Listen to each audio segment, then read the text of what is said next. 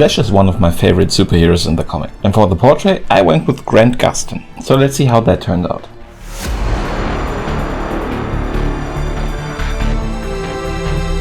Hello my friends and welcome again to a new superhero portrait. If you're a recurring viewer, perhaps even a subscriber, thank you very much for coming back. I'm trying to give you a little bit to listen to while you watch my drawing. For example, some things that I learned in between, or sometimes even a complete review of a movie or a game or something. So this time the first wisdom I can impart onto you is, if you record your drawing, make sure that the image is sharp. I noticed pretty late and I thank you very much for your patience. It will get sharp in a second. Sorry again.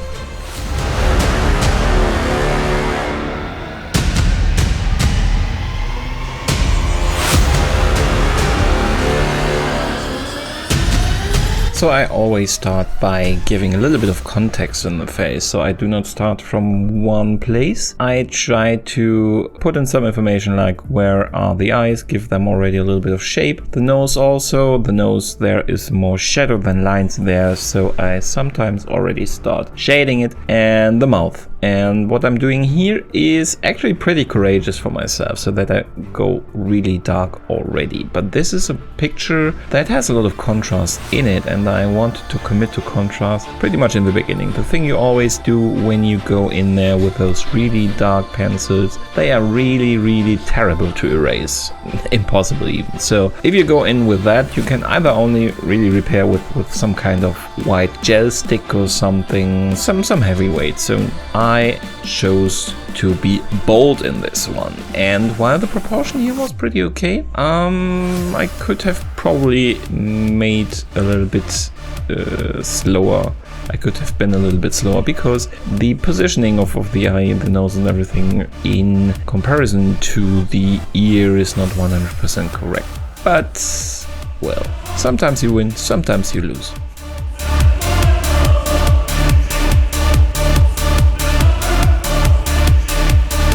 What you can also see here is that I am already going pretty dark around the eyes and the nose area. I'm already shading a lot there. Usually I provide the whole face with kind of a basic shading, or at least a big area of it, and I do not go this dark, this specific with the skin shading this soon.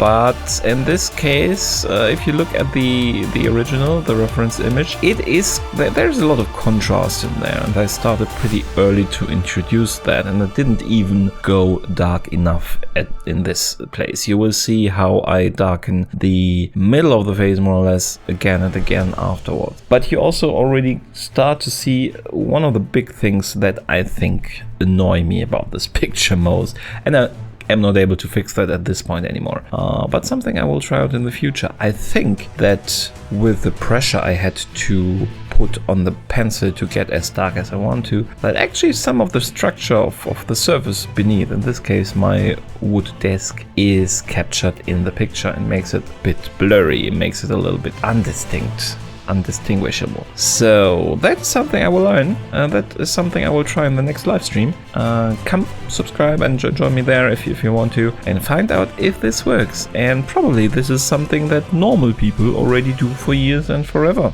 and I'm the only one not doing it like that. So I will actually try to draw probably just on the stack of papers that the paper came with, and see if the structure in the picture is reduced, and that could help me a lot with details. Looking forward to try that.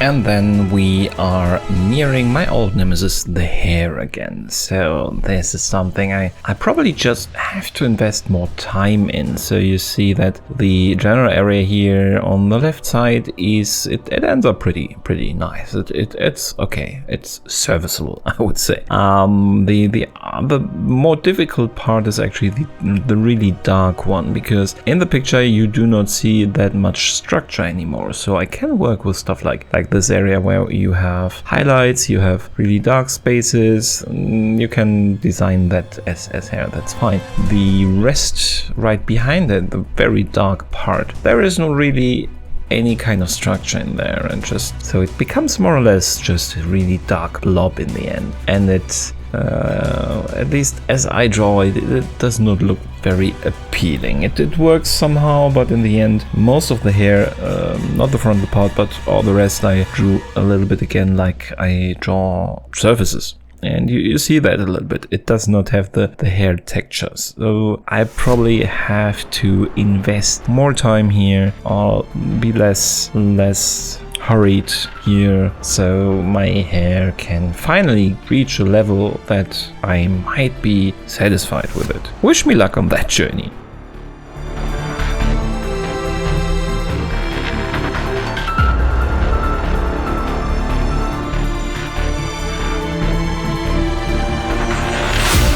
But that's all in all everything about this portrait. So it was not the easiest reference image. You have the tilted head, you have the very strong shading, which makes it interesting, but which makes it also a bit more difficult than you perhaps at the first glance think. That was one of the reasons why I went with this one. I wanted a little bit more contrast, and I did not deliver on that front exactly what I wanted. But well, it was a good testing balloon, I would say, for going for more contrast. We will do so more in the future.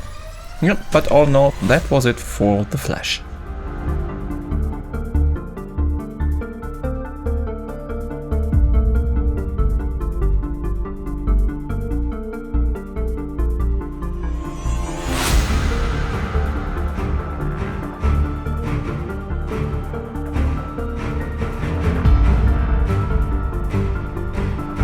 So there are a couple of things I do not really love about this one. So for once, the structure underlying it, I'm not that happy with it. Then there is something going on, something wonky with the eyes. I like the lighting situation, so that was something different to explore. So I think lessons learned for the future. Let's see where this takes us. Thank you very much for watching. If you enjoyed it, give me the thumbs up, perhaps even subscribe. Come visit me in one of the upcoming videos. See you next time. Goodbye.